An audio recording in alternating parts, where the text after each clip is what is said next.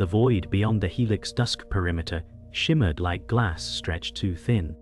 For 3 cycles no ships had returned from that region. And now, the ISS Elara drifted quietly toward it, carrying a crew tasked with a mission no one else dared accept. Commander Sol Inari, a 39-year-old woman with coal-black hair tied tight behind her helmet, stared into the black beyond the reinforced view deck. She said, "No sun ever sets out there, just silence, waiting." Lieutenant Bram Kol, 34th, replied without looking up from the quantum nav array. "Telemetry's vanishing as we move. It's like we're being absorbed." Dr. Nyra Estel, 36, stood behind them, adjusting her biosignal monitor. "We are being absorbed. Light isn't just failing, it's afraid." Sol's jaw tensed. "Then keep the engines humming. If we vanish loud." The crew fell quiet as the edge of light fractured. The first echoes of the silent universe were not sound, but memory. The silence inside the ship thickened as external comms dropped to static. Internal lights dimmed. Every panel blinked as if the Elara herself were struggling to breathe. In the auxiliary sound bay, Dr. Nyra Estel sat alone, her gaze fixed on a sonar display. "There's no vacuum out there," she said. "It's not empty. It's saturated with something ancient." Bram's voice echoed over the intercom, rough with interference. "Visual spectrum is gone. We're blind." Nyra ran her hand across the table, and the acoustic transducer began to glow faintly. Patterns emerged in waves, subsonic rhythms layered in geometric spirals. "It's communicating," she whispered. Commander Sol entered the chamber, her face taut. "With us." Nyra shook her head slowly. "No, with itself." A low-frequency hum reverberated through the ship's hull. The universe wasn't silent. It was speaking to something we were never meant to hear. Deeper into the dark, the Elara's path bent without movement.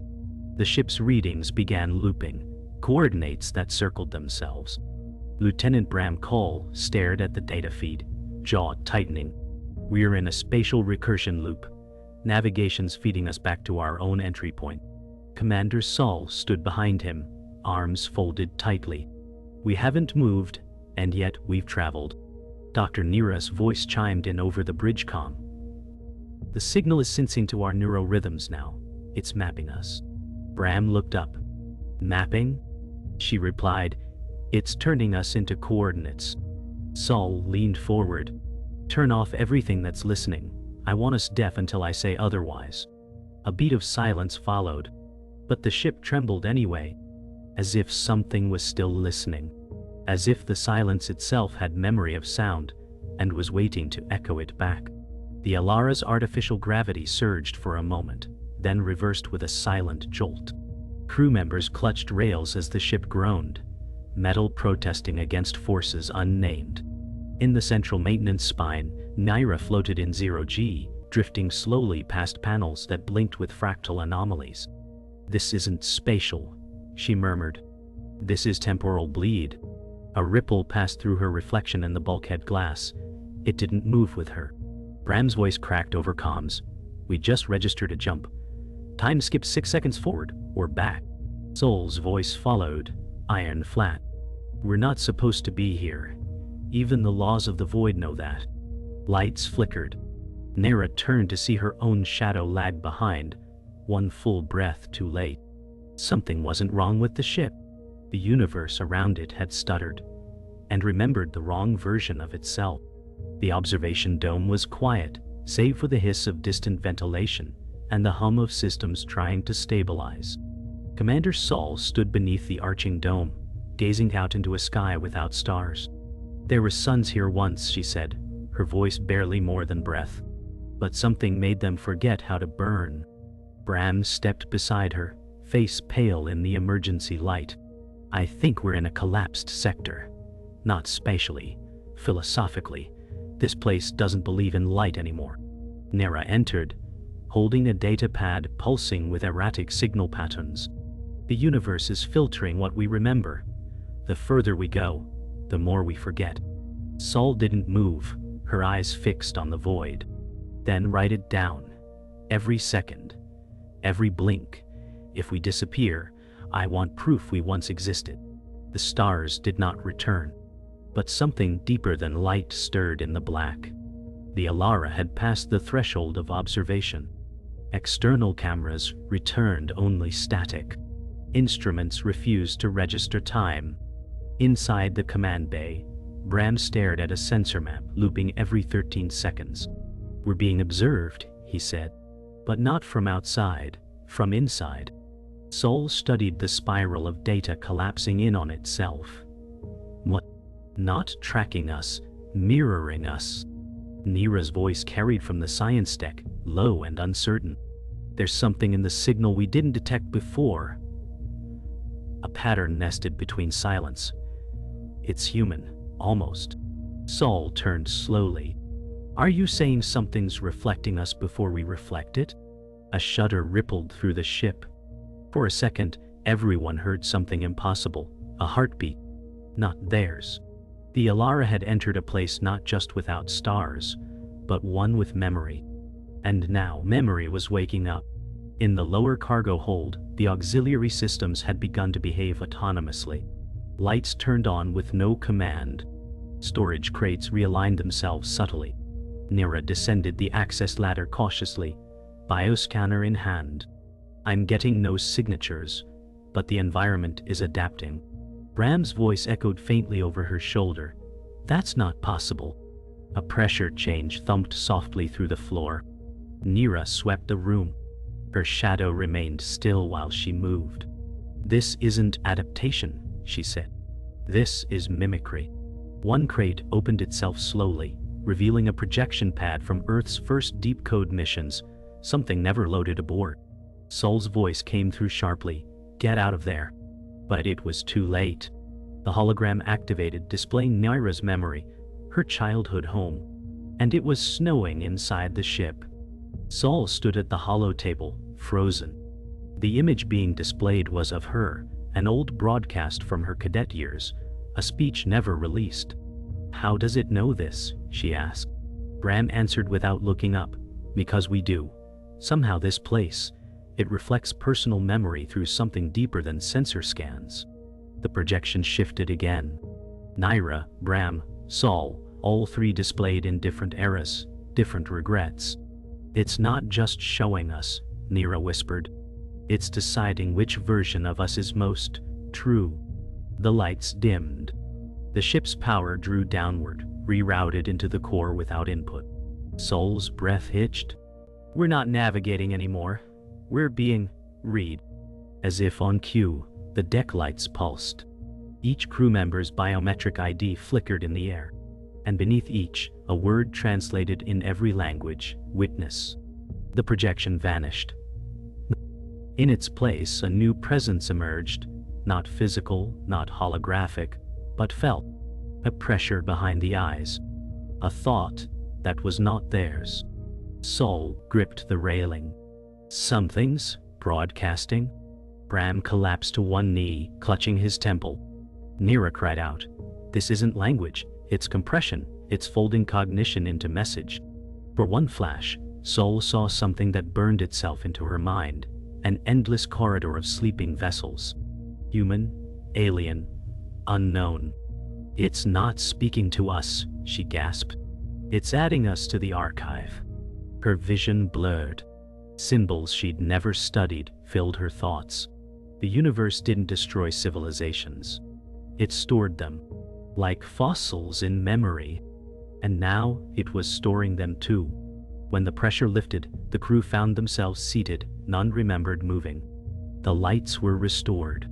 The ship drifted silently, no longer moving forward, but suspended in inert space. Sol rose first, slower than before, as if waking from a dream with someone else's memories. "Are we still ourselves?" she asked. Nyra shook her head. "No, not entirely." Bram looked around. "Everything's logged, even what we saw." "How?" Sol checked the captain's log. It had been updated, entries none of them wrote, in perfect detail. "The ship recorded our thoughts," she said. Then Bram noticed it, outside the viewport, another Elara. Identical. Frozen. Ow. Andado Nyra. A duplicate. A shadow. It was them, or a version of them, preserved in stillness. Not forgotten. Not destroyed. Filed away. The duplicate Elara drifted outside the real one, its surface slick with frost, its lights dead, yet its shape utterly intact. Commander Sol ordered, "Launch a drone. I want interior visuals." Bram complied, his fingers shaking as the probe ejected silently into the void. Inside, the images returned. Identical corridors. Identical systems. Identical crew, frozen, unmoving, eyes closed. "This isn't a replica," Nyra whispered. "It's us, at some point, in some version." Sol said, "A memory loop, preserved." As the drone passed the observation deck, Sol's frozen double looked directly into the lens, eyes open. The drone crashed into static. "Pull it back," she shouted. But it was gone. Across the ship, lights flickered again. Something had seen them, and it remembered being them. In engineering, systems that had never been activated before lit up on their own. Warning, memory integration complete. Bram stared at the line blinking across the engineering core. "It's not backing us up, it's rewriting our states." Nyra ran diagnostics. Her own heart rate was lower than baseline. Her thoughts appeared on the screen in front of her before she spoke. "It's predictive. We're being rehearsed." Sol said, "Shut it all down." "Too late," Nyra replied. "We're already broadcasting. Back to whatever's collecting us." Through the floor plating, a deep thrum vibrated, as if the Elara's core was now a transmitter. Sol stepped back from the terminal. "We're becoming the message." And across the ship, every interface now showed the same symbol. Not human, not alien, but infinite. In the medbay, Sol stared into the mirror. It no longer reflected her precisely. Her blink was milliseconds behind. Her posture lagged, then corrected. She reached up, but her reflection reached first. "We're bleeding between versions," she said aloud. Nyra watched from the doorway, scanning a tablet showing phase drift. "Weird echo herring." Slowly. Bram's voice crackled in over comms. "If we stay here, we'll lose identity, fracture into stored states. We'll survive, but not as us." Sol's reflection turned fully independent. Then it smiled. She didn't. Alarms blared. Nyra ran. The mirror shattered, but Sol was still standing. Her reflection stayed behind, smiling still. Watching.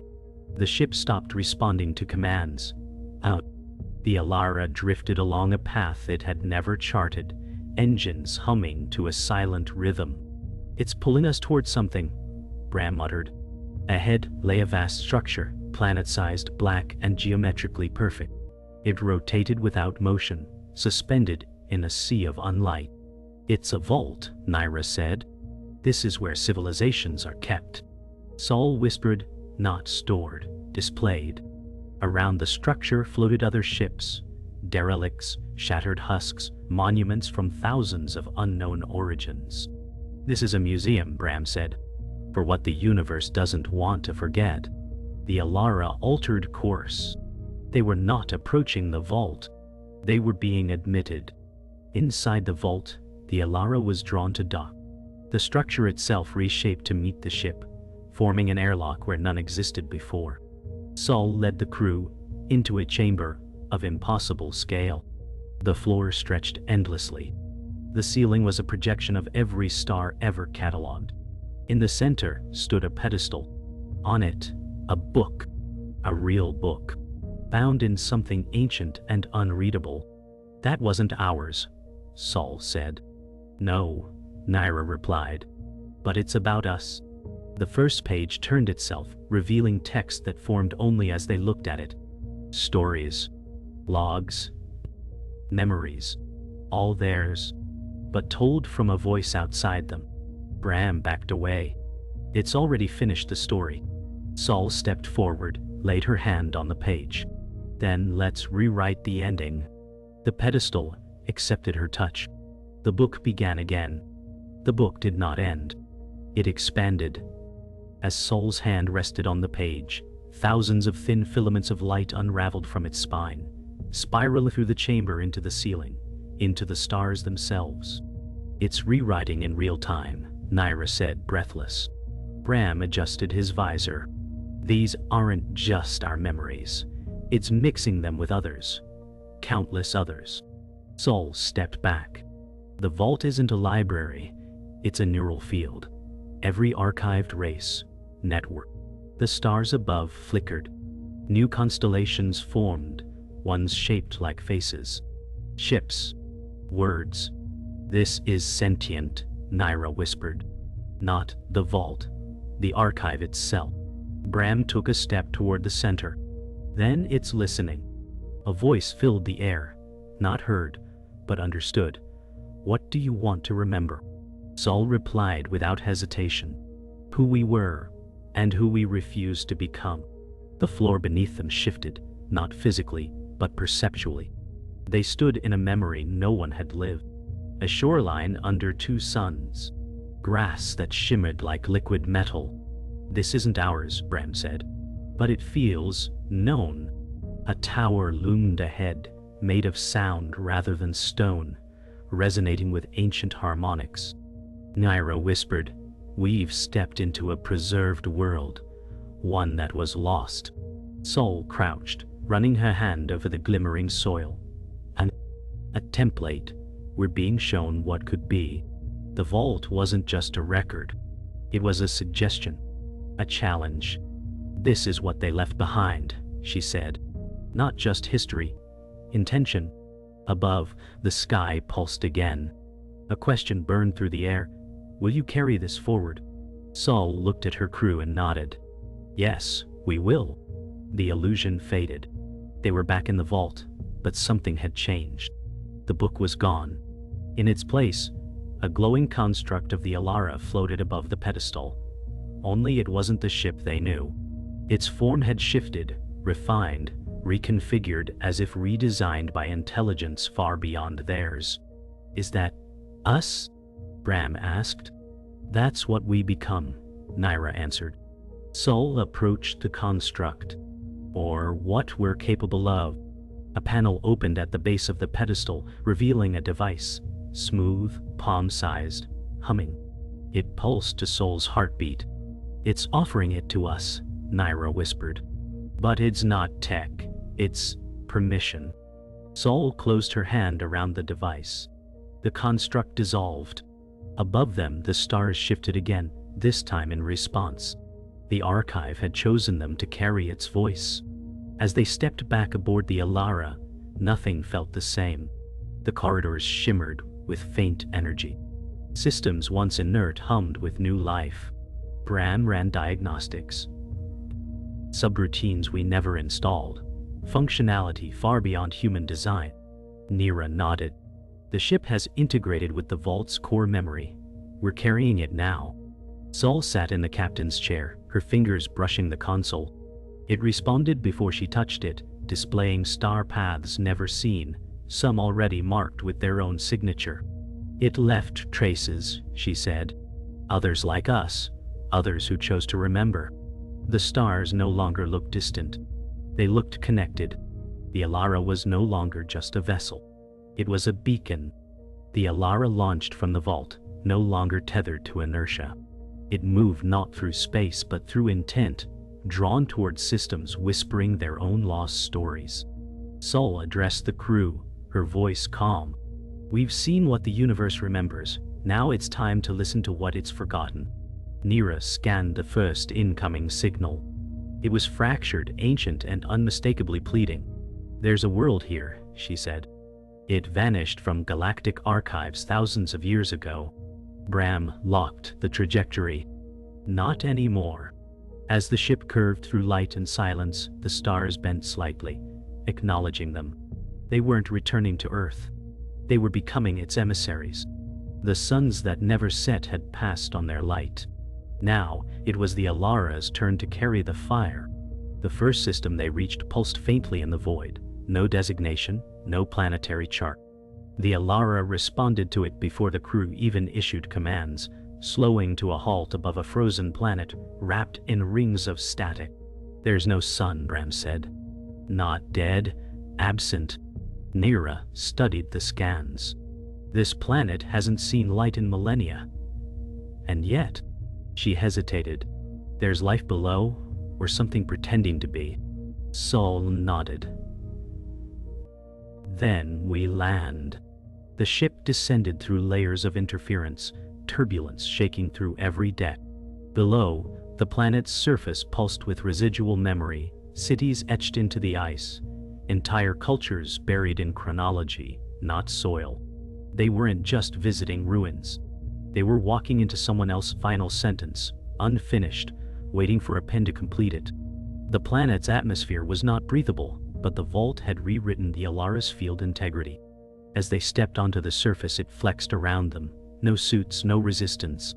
"It's simulating pre-collapse conditions," Nyra murmured. Ancient towers jutted from the ice, their structures whispering in vibrations only the ship could interpret. Bram placed a sensor node at the base of one. It lit up, lines of alien script crawling upward. "They encrypted memory into architecture," he said. "These aren't ruins, they're thoughts." Sol stepped into the center of the plaza. The ground responded, lighting with images of families, rituals, a world refusing to die quietly. She whispered. They knew extinction was coming, and they turned their world into a message. The plaza glowed. The planet remembered them. Back aboard the Elara, the planetary memory began downloading itself into the ship's archive core, unbidden, unfiltered. "It's not just historical," Nyra said, studying the stream. "It's emotional. This is grief, sorrow, surrender." Bram looked pale. "I think we're supposed to carry this, not just store it." Sol watched the bridge displays dim. Their silence became weight. They passed it forward. For a moment, the crew felt cold, not physically, but inside, as if touched by the echo of extinction. Then a pulse of warmth, raw, bright, defiant. A song. It wasn't sung in voice, but in light, patterns of defiance embedded in the planetary core. Nyra wiped a tear. They didn't want to be mourned, they wanted to be heard. Sol whispered, "Then let's amplify them." They boosted the signal. Using the ship's modified core, the memory of the dead planet became a beacon. Other signals answered. One from a vessel long since lost, another from a system erased from stellar maps. "It's a network," Bram breathed. "A constellation of extinction survivors." Nyra added, "Some didn't survive physically, just as memory. But they speak." Sol sat in the command chair, calm, amid revelation. "Then our mission has changed.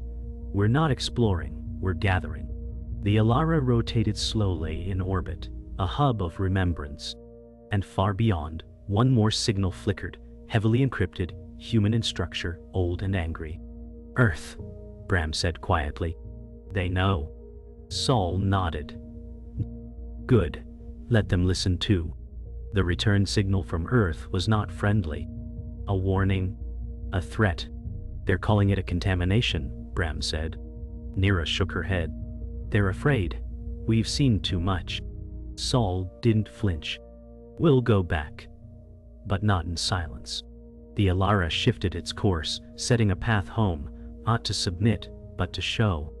"We carry the truth of 1,000 endings," Sol said. "And the seed of a beginning." Below them, the frozen world dimmed, its memory now within them. The stars ahead no longer felt like destinations.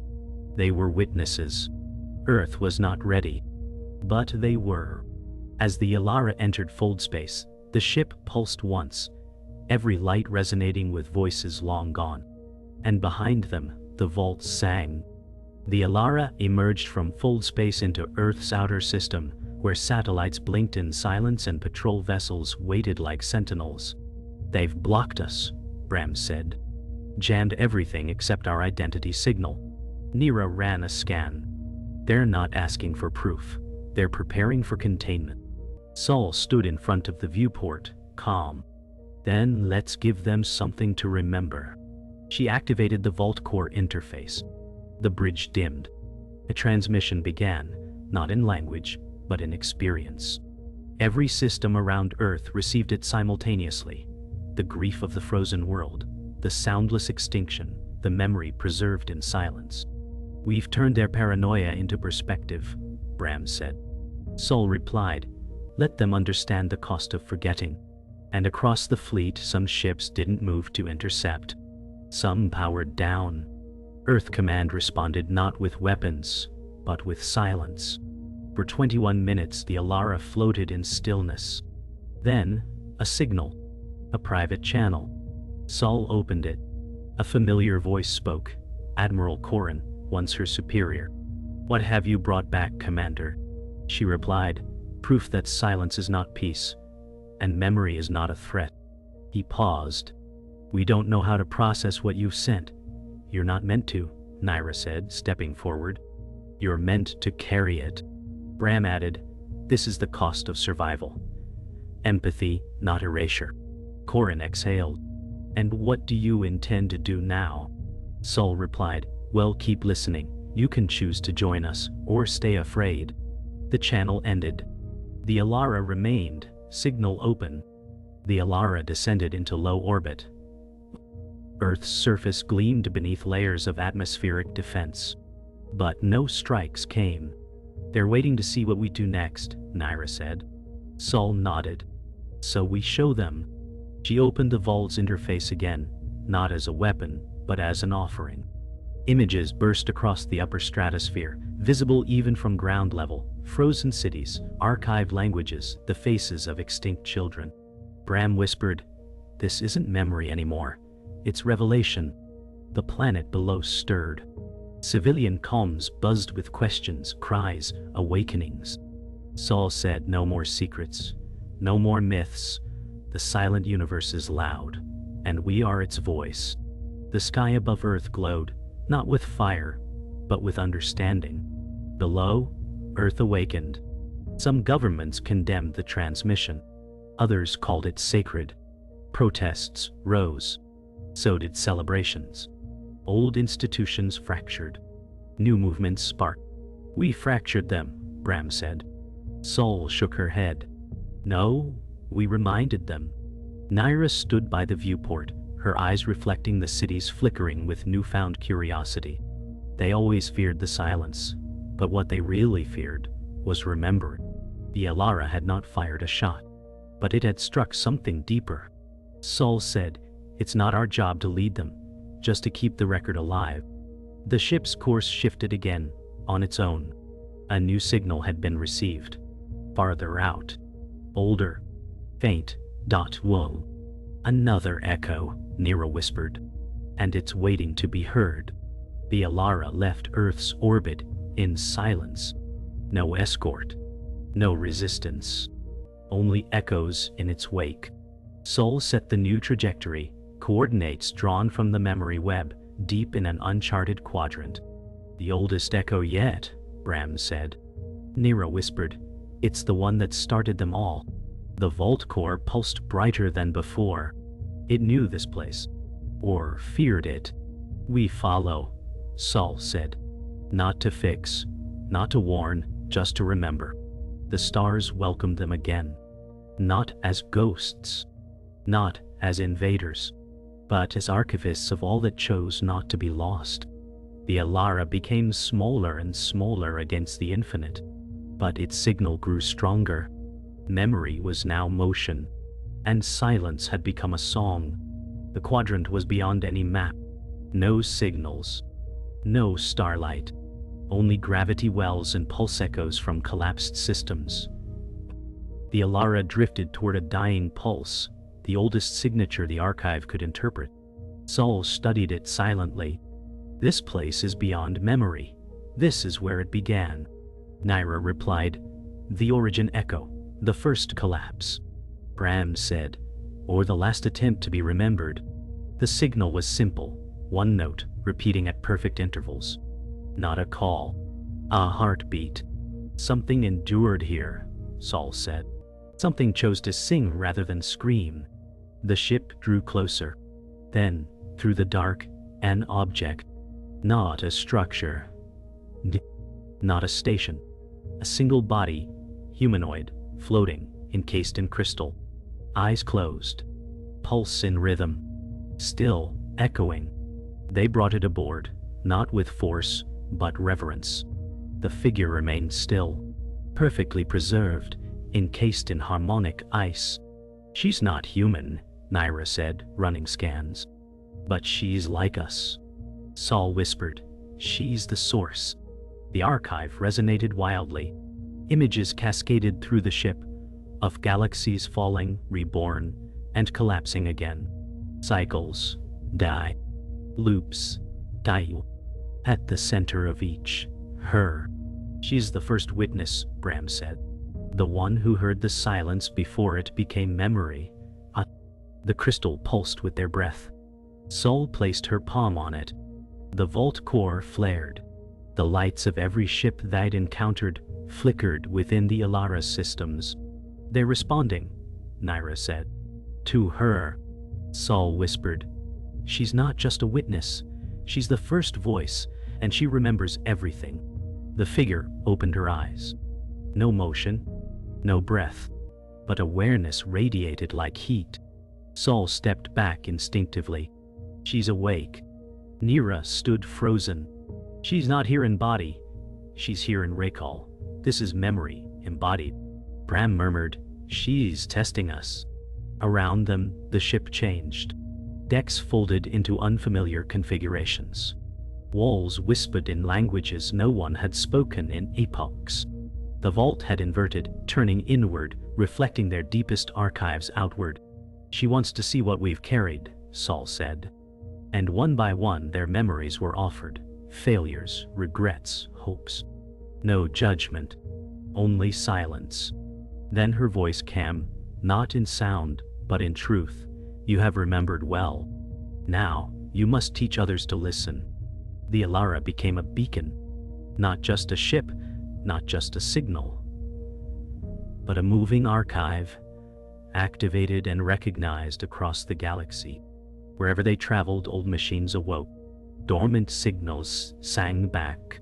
Lost civilizations whispered to one another again. Through the Elara, Sol stood before the crew. This isn't our legacy, it's theirs. We're the stewards of what couldn't die because it was remembered. Nyra added, we've turned memory into movement. Bram looked at the console. And we're not alone anymore. New vessels joined them. From ruins, died. From silence. From forgotten edges of time. The Elara pulsed with new rhythm. The silent universes had become a chorus. And Sol said, let there never be silence again. At the end of the journey, there was no ending, only expansion. The archive had no final entry. It lived. It grew. Every second aboard the Elara became another seed of remembrance, planted in dark systems and cold moons. We are no longer explorers, Sol said. We are echoes made real. Nyra smiled. Then, let's echo forward. Bram initiated a final transmission, this time toward nowhere. No destination. Just signal. Just story. The stars answered, not in chorus but in individuality. Every civilization, every silence sending its own note. And as the Elara vanished into the edge of what could not be mapped, the message remained behind. Do not fear silence. Within it lives every sun that never set.